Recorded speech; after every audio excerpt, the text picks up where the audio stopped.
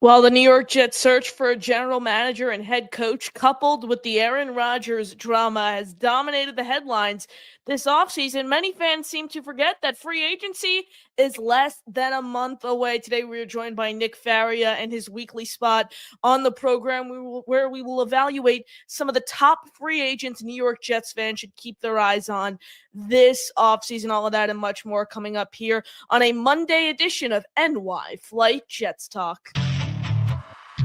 Jets, Jets, let's go. Jets wide receiver Wesley Walker. Wesley, how you doing today? ESPN writer, Mr. Rich Samini, Jets reporter for The Athletic, Mr. Zach Rosenblatt, Hall of Famer, and Jets legend, Mr. Marty Lyons. Your host, Connor Law. Hello, everyone, and welcome back into another edition of NY Flight Jets Talk. Monday, February 17th, 2025. A lot to get into today, but before we do so, make sure you smash that like button and you are subscribed to the channel on your way into the building. It's completely free and helps the show grow significantly. Less than 400 subscribers away from 2,000, so please hit subscribe. Like I said, completely free. Helps us grow significantly, trying to get to 2,000 subscribers by the start of the NFL draft. But let's bring on our guest for today's show. Super happy to now have him in a weekly spot across the offseason. It's our guy, Nick Faria, joining us here on the show, riding high, like I said last week, off of a Super Bowl 59 victory, but he was down in Philly for the parade. Nick, how you doing? How's everything going, Connor? Great to be back on. Can't complain. Super happy you are able to be here. I'm just going to get into the main topic of today's show, which is the top free agents you really think the Jets should look out for. As of now, the cap situation is interesting. They sit with $16 million in cap room. They can obviously open up a lot more once they most likely officially move on from Davante Adams, cut him, free up over $30 million in cap room, and then Alan Lazard as well. Maybe they, add another cut in there, whether it's Jeremy Ruckert, Max Mitchell, Carter Warren. Nick, what do you think is the most amount of cap space the Jets can really create this offseason before they go and start re-signing guys? So I think the expected cap space they're going to have is probably over $50 million, which will put them in the top 10 and across the NFL in terms of salary cap spaces. The question is going to be when they actually do these things. So Aaron Rodgers, for example, you can save $9 million in salary cap space by making him a post-June 1st cut.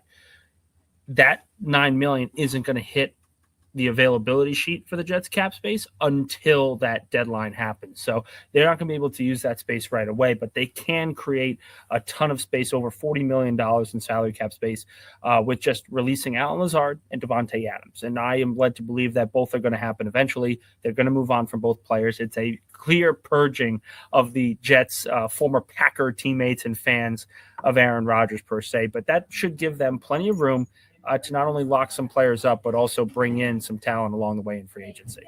Nick, obviously, unlike the past two off seasons where it felt like an all-in year for the Jets upcoming, I don't think this is the same scenario.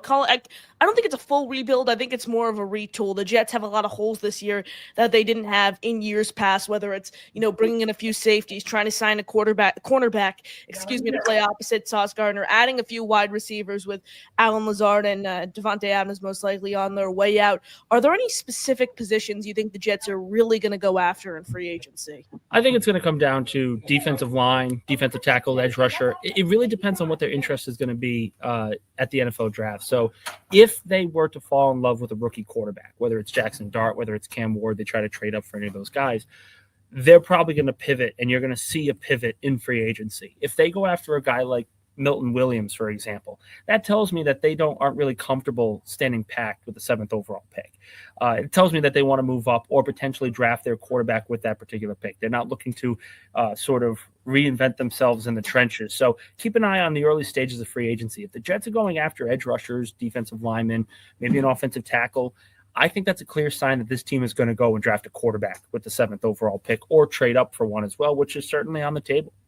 Nick, are there any positions that catch your eye and you're like, wow, I think the Jets should really go ahead and spend big here? For me, it's the safety position. Two premium names that catch my eye right away, Javon Holland and Justin Freed. I'm all for bringing in one, if not both of them, because in my opinion, the Jets are going to need at least 2 new safeties, probably 3, to come in and play right away with Tony Adams as a free agent, Chuck Clark as a free agent, Isaiah Oliver, Ashton Davis. Maybe you're able to transition Quantez Stickers back over to safety and JBC, the position he played in college. Maybe you're able to throw him back there, but still, I don't categorize those guys as particular viable options, especially as a starter for the Jets. So I think the Jets are going to need to add a lot of safety help. Is there any position, like I said, that you think the Jets are going to go ahead and spend big on? Safety makes a lot of sense. Tight end makes a lot of sense, although I think they can push that question to the draft. But it really comes down to the trenches. It really, really does. I mean, Joe Douglas, I think, did a lot of good things, really kind of retooled the offensive line this past offseason. It looks like the best offensive line the Jets have had in over a decade. They did some really strong work in the draft in terms of corners and linebackers, receivers, all that stuff. All of it looks great. But they really butchered the defensive line last offseason. The trade for John Franklin Myers never really made sense. You didn't have to trade him, and they essentially did because they just wanted Hassan Reddick to play more, and that essentially gave him the tools to sit out for half the year. So it was clear mismanagement by Joe Douglas in free agency last year when it came to the edge rusher position, and I think that's something that Aaron Glenn and Darren Muji are going to change very, very quickly. And you look at Philadelphia, Milton Williams, Josh Sweat. I think one of those is probably going to become a Jet early on in free agency. Wow, Nick, staying with the topic of potential Eagles becoming New York Jets linebacker Zach Bond. He's a free agent. The Jets might need some linebacker help depending, whether Jamie Sherwood decides to re-sign with the team, whether, they move on from CJ Mosley or he decides to retire on his own. Zach Bond, is that a name you're keeping your eye on for the Jets? No, because I think he's going to re-sign in Philly. I really do. I think if you're Howie Roseman, you're going to have to pick and choose between one of these defensive guys. Milton Williams is going to probably make over $12 million. Josh Sweat is going to make close to $20 million. Doesn't make sense to re-sign either of them, particularly in a strong draft class for edge rushers. I mean, Philadelphia is probably going to land at least 1 or 2 really solid players with their draft picks because they don't really have any other need. They don't have to worry about offensive line. They don't have to worry about receiver, corner, safety. They don't have to worry about these things. In case for the Jets, really just comes down to the players that best fit what they want to do moving forward.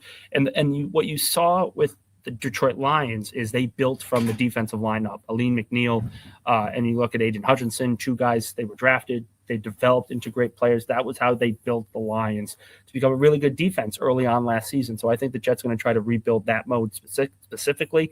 And the linebacker position probably isn't going to be as important when you have Quincy Williams on the roster, when you have a chance to re-sign Jamie Sherwood. You're not going to go re-sign. You're not going to sign Bond to a long-term deal when you could have just paid Jamie Sherwood anyway. Yeah, I find that interesting, saying the linebacker position you don't think is going to be all that important for the Jets. The one thing that I find interesting about that is the fact that the 2 positions that nobody really takes in the first round of the NFL draft in linebacker and running back is what Brad Holmes and we don't know how much, if any, personnel say Aaron Glenn had in Detroit, but once Brad Holmes and Dan Campbell came in, boom, one of the first years, Jahmyr Gibbs and Jack Campbell, those are their 2 first-round picks. So linebacker position, like I said, certainly going to be interesting to see what the Jets do there this offseason, whether it's signing Jamie Sherwood to a nice 3 to 4 year deal, whether you move on from CJ Mosley or he decides to retire on his own. Nick, I'm going to kind of transition back to the trenches. You spoke a lot about the defensive line. How about the offensive line? Morgan Moses, who was a starter on this team last year's a free agent, obviously at this point in his career, health's a massive concern. Could you see Morgan Moses kind of as a leader type guy come back 1 year, closer to the vet minimum, prove it type deal, and then maybe you add another tackle in free agency, Dan Skipper, who was the 6th offensive lineman with the Lions last year as a free agent. Maybe the Jets go after him. What do they do with that right tackle position? I think it's more likely than not that Morgan Moses is going to return. I really do. Unless he retires, I think the Jets like him. The Jets love him in the building. He's a great leader, plays through injury, very durable. And, obviously when I say he's very durable, yes, he's gone through injuries, but he plays through those injuries. That's that Iron Man streak you have in a player like that. So I think very, very clearly, if I were to make a prediction right now, I think Moses is probably back. Now, Nick, another position I wanted to talk about, cornerback, secondary. Jets are going to need someone else to play opposite Sauce Gardner with DJ Reed most likely walking in free agency. Could that be Brandon Eccles? Potentially. I think he's going to come back on something like 2 years, $10 million, 2 years, $8 million, something in that ballpark. But nothing that he's shown me directly over the years convinces me that he's able to come in and replace DJ Reed immediately. Two guys in the secondary who have ties to two important coaches on the Jet staff, and Aaron Glenn and Steve Wilkes, Javarius Ward, Carlton Davis. Nick, could you see the Jets trying to go after any of those guys? No, and I think the reason why is because they're going to really like what they see in Quantez Stiggers. He's a player that, when he got the opportunity, wasn't bad, wasn't great, but average. I would say just right around below average to average. And I think his story, having to leave college and kickstarting his football career back with the CFL and everything, and finally getting drafted. It's one of the best stories that we have seen in recent memory when it comes to the NFL draft. And I really liked what I saw from Stigger's last training camp. And I liked what I saw a little bit when he was on the field this past year. I think there is a path where it's between him and a guy like Jared Bernard-Converse, where the Jets are going to be having those two compete right away for that other cornerback spot opposite Sauce Gardner. Nick, are you comfortable going that route, though? Just because, you mentioned you like what you saw at Stiggers during training camp, the great story of, losing his dad, trying to rebound, playing, Canadian football, arena football for a little while. Do you feel confident in that, though? Because Jared Bernard-Converse, throughout his first few years in the league, has been riddled with injuries. We haven't seen anything out of him. And you mentioned Quantez Stiggers. In limited time, he played average to below average. So what about both those guys tells you that you're confident they can come in and replace someone who I categorize as an unsung hero in DJ Reed? No, 100%. And we're not going to know just yet because things can certainly change. I mean, you look at Isaiah Rodgers in Philadelphia. He's a free agent this past year, and he came from the Colts, did really, really well with Indianapolis. Certainly a possibility as well because he's going to be cheaper than a guy like Ward, a guy like Davis, and those kind of things. So it's kind of up in the air in terms of that. I'll just say this. When you have young developmental corners, you want to give them an opportunity. You want to see what you have in them. And maybe, it blows up in their face. They have to play more zone than man because of that. But from what I saw back in the CFL, you look at some of the tape with Stigger specifically, he is very good in both zone and man. I think he's more of a zone cornerback to begin with. But if you give him those mixed coverages, which I think it's going to fit really well with Steve Wilkes and his defensive philosophy, I think it's certainly a possibility where Stiggers is going to start week 1 of the 2025 season. Nick, the wide receiver room. Garrett Wilson right now is the only one I view as a viable NFL starter from what we've seen, just because Devontae Adams, Allen Lazard, like I referenced several times, they're most likely out the door with the departure of Aaron Rodgers. What route do you see the Jets going in free agency to repair that? Is it the older route? There's a lot of older guys, whether it's Brendan Cooks, Keenan Allen, Stephon Diggs. I'm a big T. Higgins fan, but it looks like the Bengals are now most likely going to franchise tag him for the second year in a row now because he was at talk of the town as a free agent last year. They did that. Now that's happening again. Is it going that route? Is it potentially bringing in a Tim Patrick who has ties to Aaron Glenn? He's a name I've heard a lot. Allen Robinson, who isn't what he once was, but was with the Lions last year. Bring him in, wide receiver 3, wide receiver 4. How do the Jets fill this gap at the wide receiver position? I think you're going to get a lot of 1 to 2 year contracts. They're not going to overspend at the position. They'll probably draft a player within the first 3 rounds of the draft, see what you got in that, and then you move forward. I don't think they want to spend big money on the position outside of Garrett Wilson. And you look at across the NFL, some of these great teams have a number 1 target and a lot of really good second or third options that they can trust. You look at Kansas City, their number 1 target's always been Travis Kelce, but they've had different other receivers that have been highly competitive and really, really solid throughout their careers. I think the Jets would want to build that particular model. Also, you look at Detroit. You have Amon-Ra St. Brown. You've got some good collections of tight ends, some additional receivers. You want to use your running backs out of the backfield. There's no true number 2 option in Detroit right now because of the work that St. Brown has been able to do. I think that's the mold they want to build. So 1 to 2 years, Patrick makes a lot of sense. Keenan Allen makes a lot of sense.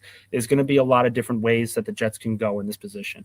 Nick, you brought up the Lions wide receiver corps, so that made me think of a point I've been trying to make for a long time. I wasn't planning on bringing it up, but I want to get your thoughts here. Malachi Corley, He didn't earn any playing time last year after what we saw, in week 9 with the Texans on Halloween. When the Jets hired Tanner Engstrand, a parallel I drew right away is how they kind of utilized Jamison Williams. Obviously, a lot of the off-field issues from the Oh, yeah. suspensions, but ultimately he carved himself out a nice role on that team last year, being able to, on the jet sweeps, the RPOs, a lot of him in motion. So I said maybe Tanner Engstrand is able to come in and kind of implement that same, because Malachi Corley, we know him as the Yak King. He was big. The Jets traded up in the top of the third round to get him, no matter what. The Texans between Robert Saleh and Joe Douglas on draft day. How is Tanner Engstrand, you think, able to come in, implement his scheme, and try to make something with Malachi Corley? Well, I think it was a lack of creativity from the previous offensive staff where they just failed in so many different ways. They failed to get their best players the football when they needed to the most. They failed to scheme their best players open, whether it be running or passing. It just was a blatant lack of creativity. And it was essentially Aaron Rodgers is going to make the throw, and that's it. And that's just not good enough. In the case of Malachi Corley, I think you get an offensive system right now that essentially is saying, we are going to get our players the football, and that we are going to allow them to make plays and to trust them to make plays. I talk all the time. I've said it for the last 2 months, ever since the Jets hired Aaron Glenn. There was a lack of trust in that building, pretty much everywhere. Coaches didn't trust the players didn't trust the coaches, the front office didn't trust the players, whatever it was. It was just a lack of trust. You're going to see more trust in the personnel now, I think, more than you ever have in the last few years. And I think at the top of that list is Malachi Corley. Nick, the quarterback position, I know it's talk of the town for how are they going to fill it? Are they going to draft a guy? Are they going to sign someone free agency? Is it both? Do they roll with Tyrod Taylor? I still have a strong feeling they're going to go after a veteran in free agency, whether it's a Taylor Heineke, a Jacoby Brissett, a Gardner Minshew, a Marcus Mariota, Andy Dalton, someone of that nature. But how much money are the Jets really willing to spend at the quarterback position this offseason? Is it, Taylor Heineke money, 1 year, $2.5 million, someone who has a connection to Scott Turner, who's been a 500 quarterback throughout the entirety of his career? Is it going that route? Is it, do they have enough money really to sign Justin Fields to a 1 year, $8 million deal, 2 years, 16? What does that look like? Well, I think Fields is going to be affordable. I just don't know if it's going to be so super affordable to begin with. So that's going to be the big question. I don't think they're going to spend a lot of money here. I think it's more likely than not they draft a quarterback in the 2025 draft, and then they just roll with Tyrod Taylor overall. So, again, still too early. Maybe something changes. Maybe they really fall in love with Kirk Cousins or Justin Fields, whatever it is, and they try to give him $8 million, but it's not a fully guaranteed $8 million. It's more like 4 and 4. If you're paying a starting quarterback $4 million like Justin Fields, that's far more palatable than a full $8 million. So you never really know. When you hear 1 year's $8 million, that's not truly a full guarantee that that's going to be the cost for the actual signal caller. So still a waiting game. We're not entirely sure. I think we're going to find more of an answer after the combine. If you come out of the combine and the Jets are saying, wow, we really like Jackson Dart, or we really like Cam Warden, we're going to try to trade up to make sure that we get these guys, that's where you're going to see the team sort of stay away from some of these veterans. If they are in talks with some of these other veterans, then that tells you that they're not really sold on this quarterback class. Everyone smash the like button. Make sure you are subscribed to the channel. Greatly appreciate your support. Connor Long here on NY Flight Jets Talk, joined by our guy Nick Faria of Athlon Sports here in his weekly spot. Nick, appreciate you hopping on as always. You got any final thoughts? No, I think it's just a matter of being patient. The scouting combine is coming up, and I think we're going to hear a lot of information of where the Jets are going to go, whether they follow up and they really fall in love with the quarterback this draft. I know some people aren't really all in on this quarterback class, but if you're an organization and you fall in love with the signal caller, it's plain and simple. You go and get them. That's what the Denver Broncos did. That's what the Washington Commanders did. That's what the Minnesota Vikings did. And all of them, for the most part, have worked out. So if the Jets love their guy, they're going to go get him, right or wrong or indifferent. Nick, appreciate you as always. Have a great night. Thanks, man. Ladies and gentlemen, Nick Faria checking in here on NY Flight Jets Talk. I'll stay on here a little longer, answer your questions, take your calls, all coming up here after a quick break. Monday, February 17th, 2025, NY Flight Jets Talk. Stay tuned.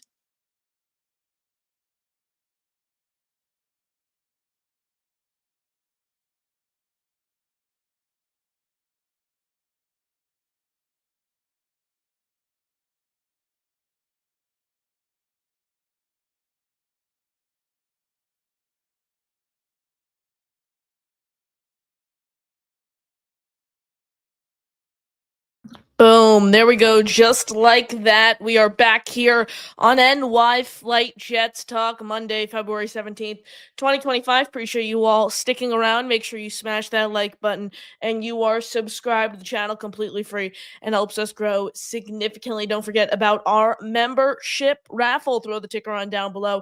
Every membership you gift or every $2.99 super chat will get you in our raffle. Prize we're giving away this month: Joe Klecko signed jersey, Mark Gastineau signed jersey, Bill Parcells signed photo, a free item from our merch store, Channel Moji. That's the paid way to support the show, and it goes a long way. Appreciate you all sticking with us. Any questions, throw them in the chat. I'll get to those. If you want to call into the show, click the pinned comment at the top of the chat. Stay on here a little longer. Like I said, please like the video, share the video, and hit subscribe. It's completely free and helps us grow a lot here on the show. Our guy Jeffrey R comes in and gets things started with 20 gifted channel memberships.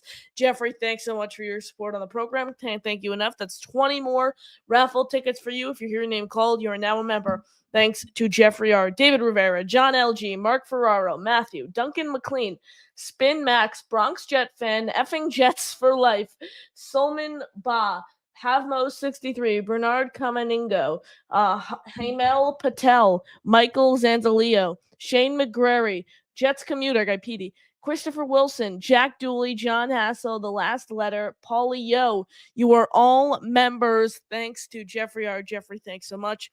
Appreciate your support here on the show. As always, Hugo Lake Jet fan says, Nick and CL, you see the Jets maybe trading for, first off, appreciate the 2-month member super chat. Nick and Connor, do you see the Jets maybe either trading either Quinnen Williams or Wilson? Are you talking about Quincy or Quinnen?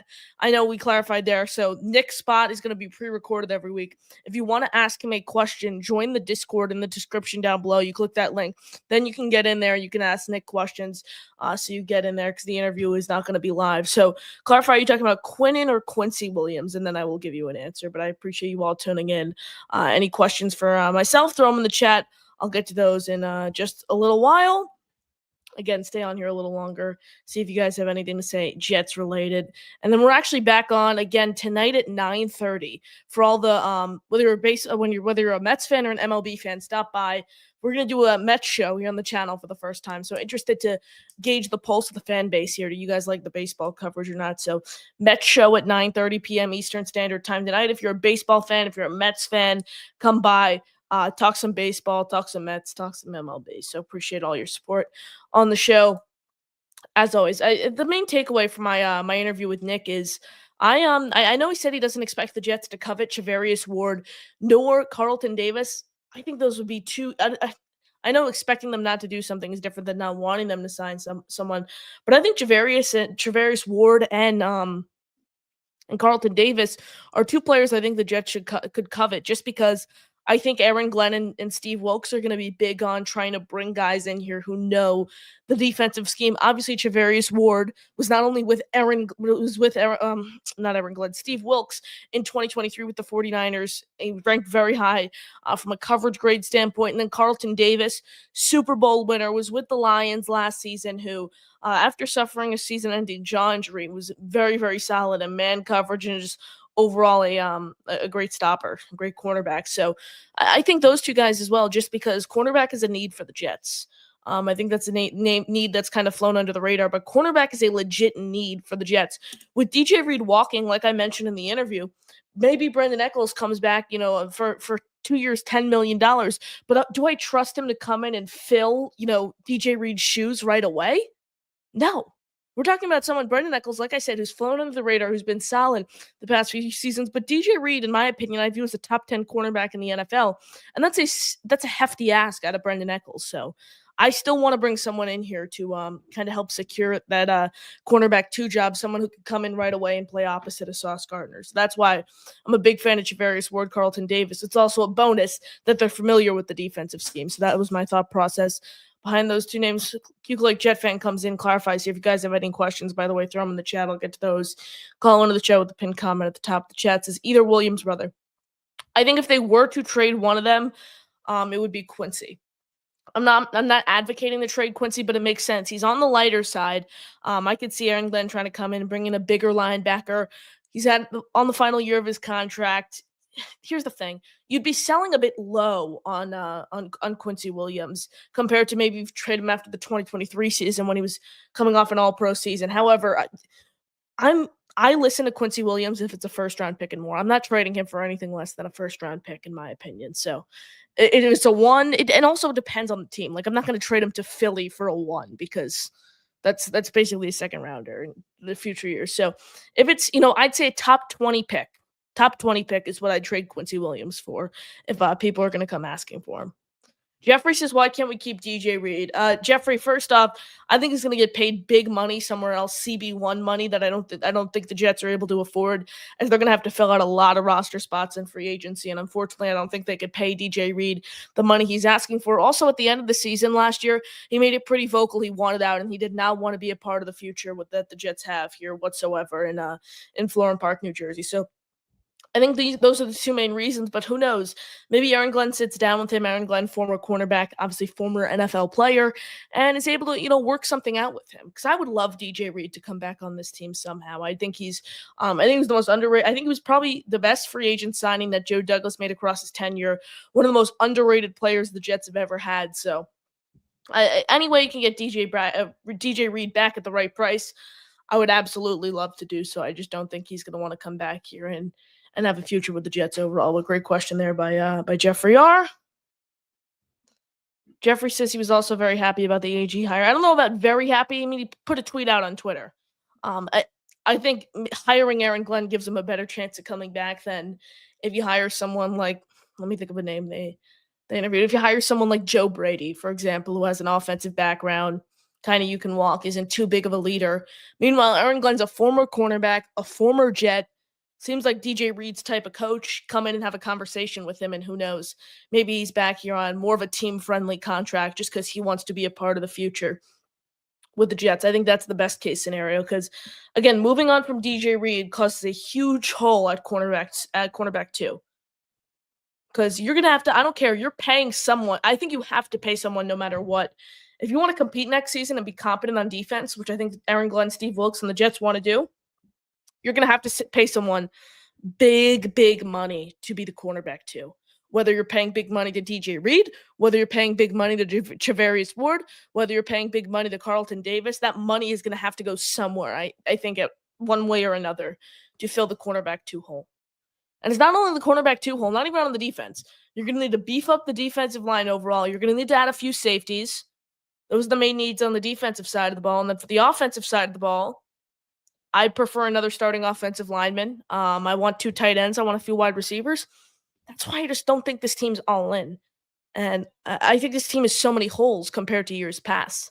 With competent coaching, competent quarterback play, and everything bodes the right way, they could win 8-9 games maybe, but I just think this team is far away from having the Super Bowl aspirations that we've had the past 2 seasons.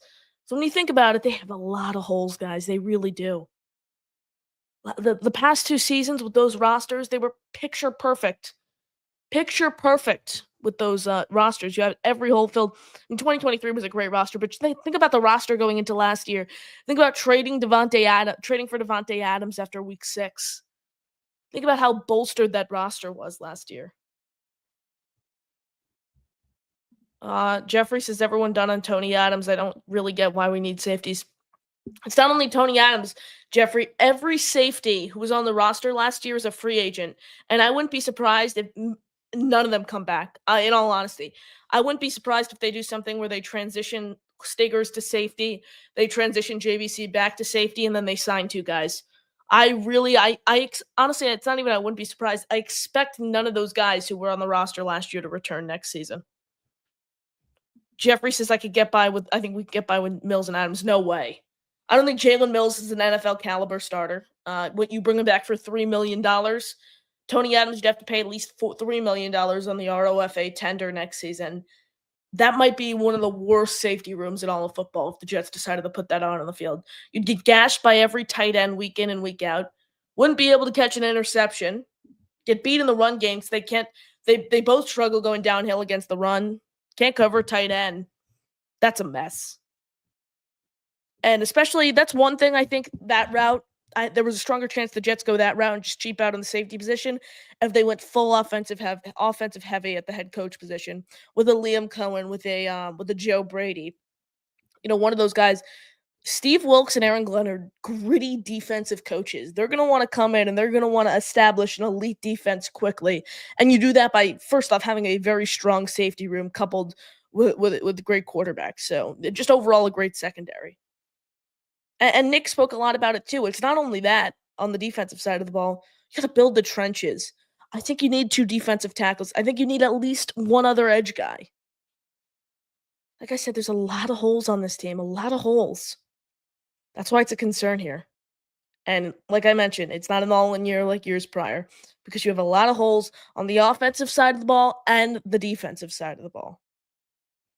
Appreciate you all tuning in. Make sure you smash that like button and you are subscribed to the channel. It's completely free and helps us grow significantly here on YouTube. Final chance to call into the show. Final chance to get your questions in here before we wrap. Like I said, I'm back on at 9:30 p.m. tonight. If anyone is a baseball fan, if anyone is a Mets fan, come in and hang out. I'll throw it up on the screen. Primarily, I'll share the screen quickly. Primarily, we're going to talk Mets, but even, any baseball questions, throw it in. Just overall, like a baseball Q&A. So like I said, if you're a Mets fan, baseball fan, come in, talk Mets baseball, just talk MLB overall, how spring training's been going for your team. It's going to be a full Q&A. You guys can call into the show if you want. So there we go. So yeah, there it is. 9:30 p.m. Eastern Standard Time. We're on talking Mets, talking MLB, hopefully trying to get some call-ins, trying to get some guests on there. So please stay tuned for that. Appreciate you guys as always.